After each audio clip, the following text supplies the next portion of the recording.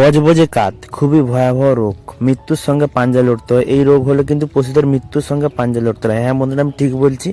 বর্তমানে আমি যে পশুরা চিকিৎসা করছি, এই পশুরা কিন্তু বজবজে কাত রোগে আক্রান্ত। এই কাতটা হচ্ছে ব্ল্যাক ওয়াটার নামে পরিচিত। তো এটা কিন্তু খুব ভয়াবহ রোগ। 1 ঘন্টার মধ্যে যদি চিকিৎসা না করা হয়, কিন্তু পশু মৃত্যুর সঙ্গে পাঞ্জা লড়ে এবং কিছুক্ষণের মধ্যে পশু মারা যায়। রাত এখন প্রায় 11টা। তো হঠাৎ করে আমার ফোনে কল আসে যে আমার পশুটা খুব অসুস্থ, আপনি একটু তাড়াতাড়ি আসুন। তো আমি তৎক্ষণাৎ সময় নষ্ট না করে আমি যখন যাই, দেখি পশুটা প্রচণ্ড পরিমাণে পা ছাড়ছে আর তার গায়ে প্রচণ্ড জ্বর এবং একটা পা খোঁড়াচ্ছে। তো তৎক্ষণাৎ আমি চিকিৎসা শুরু করলাম।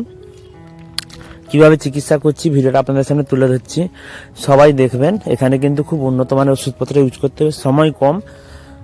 আর 1 ঘন্টার পর থেকে কিন্তু ধীরে ধীরে প্রত্যেকটা অঙ্গ কাজ করা বন্ধ হবে। শ্বাস প্রশ্বাসের উপর প্রচণ্ড চাপ পড়বে, মানে শ্বাসযন্ত্রের উপর প্রচণ্ড চাপ পড়বে এবং শ্বাসকষ্ট হবে। আর ধীরে ধীরে ধীরে ধীরে বডিটা ব্লাড নষ্ট হতে হতে পচন সৃষ্টি হবে। যে পাটা অ্যাটাক করেছে সে পাটা পচন সৃষ্টি হবে এবং মারা যাবে পশুটা তৎক্ষণাৎ। কিন্তু এই রোগ কিন্তু তৎক্ষণাৎ আক্রান্ত হবে এবং তৎক্ষণাৎ প্রাণহানির সম্ভাবনা থাকে। তো যাই হোক, ভিডিওটা দেখুন।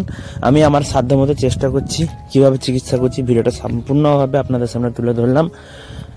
প্রায় 8টা ইঞ্জেকশন করব। আপনারা বলবেন যে হ্যাঁ 8টা ইঞ্জেকশন কেন? 8টা ইঞ্জেকশন হচ্ছে, তার মধ্যে 4টা অ্যান্টিবায়োটিক থাকবে, ফুল অ্যান্টিবায়োটিক। অ্যান্টিবায়োটিকটা দেওয়ার কারণ হচ্ছে তার ব্লাডটাকে যাতে জল না করতে পারে এবং যাতে চামড়ার উপরে কোনো পচন না সৃষ্টি হয়, তার জন্য আমি 4টা অ্যান্টিবায়োটিক গ্রুপের করব। সঙ্গে একটা অ্যাসিডের ইঞ্জেকশন থাকবে।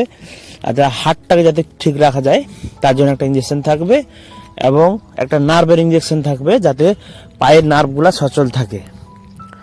আর প্যারাসিটামল গ্রুপের একটা ইঞ্জেকশন তো থাকছি। তো যাই হোক, জ্বর ছিল তাই এই ইঞ্জেকশনটা করলাম। কিভাবে ইঞ্জেকশন করছি সম্পূর্ণরূপে আপনাদের সামনে তুলে ধরছি। ভিডিওটা আপনারা মন দিয়ে দেখুন এবং যে সমস্ত পরিবারে পশু পাখি থাকে, যারা এই ভিডিওটা দেখছেন ওনাদের বলবো যে পশু রেখেছেন তাদের সঠিক সময় যত্ন নেবেন। এই কেসটা যেরকম হলো, আমাকে তৎক্ষণাৎ ফোন করলেন যে তাড়াতাড়ি আসতে হবে, তাড়াতাড়ি চিকিৎসা করতে হবে। তো তৎক্ষণাৎ আপনারা কিন্তু যে কোনো প্রাণী চিকিৎসকবিদদের ডেকে চিকিৎসা করাবেন। পশু পাখিদের কথা বলার মতো সক্ষমতা নেই, তারা তাদের অঙ্গভঙ্গি করে প্রকাশ করে যে তারা কতটা অসুস্থ, বা তাদের বলার ধরনটাই সেইভাবে। তো যাই হোক, ভিডিওটা সম্পূর্ণ দেখুন। ভালো লাগলে একটা লাইক করবেন, একটা কমেন্ট করবেন, আর যদি পারেন একটা শেয়ার করবেন। বন্ধুরা, আমি একটা একটা করে ইঞ্জেকশন ধীরে ধীরে দিচ্ছি। আর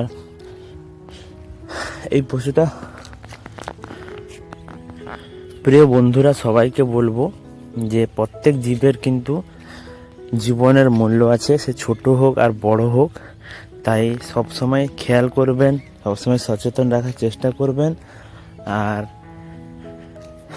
সব থেকে বড় কথা হচ্ছে, আমাদের স্বামী বিবেকানন্দ যিনি বলে গেছেন যে জীবে প্রেম করে যেই জন, সেই জন সেবিছে ঈশ্বর।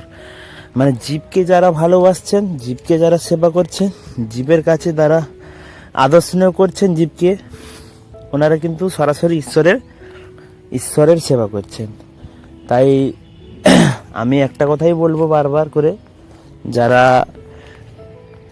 ঈশ্বরকে ভালোবাসেন, যারা মন্দির মসজিদ ভালোবাসেন, তারা জীবকে ভালোবাসুন। দেখবেন জীবকে একটু আদর স্নেহ করলে মনটাও ভালো থাকে। আর নিজের কাজ করার যে কি বলবো আর। তো যাই হোক, ভিডিওটা দেখলেন, কেমন লাগলো কমেন্টে জানাবেন। আশা করি পশুটা 6 থেকে 8 ঘন্টার মধ্যে ভালো হয়ে যাবে। আর ওষুধপত্র আর লাগবে না। আমি কিছু খাবার ওষুধ দিয়েছি, সেই ভিডিওটা আপনাদের সামনে দিচ্ছি। সেই খাবার ওষুধের ভিডিওটাও আপনাদের সামনে তুলে ধরলাম। কটা খাবার ওষুধ দিচ্ছি? 4টা খাবার ওষুধ দিচ্ছি। এটা 1 ঘন্টা অন্তর একটা একটা করে ওষুধ খাবে, তারপর আবার ধীরে ধীরে স্বাভাবিক হতে থাকবে। তো বন্ধুরা, ভালো থাকবেন, সুস্থ থাকবেন। দেখা হচ্ছে পরের ভিডিওতে।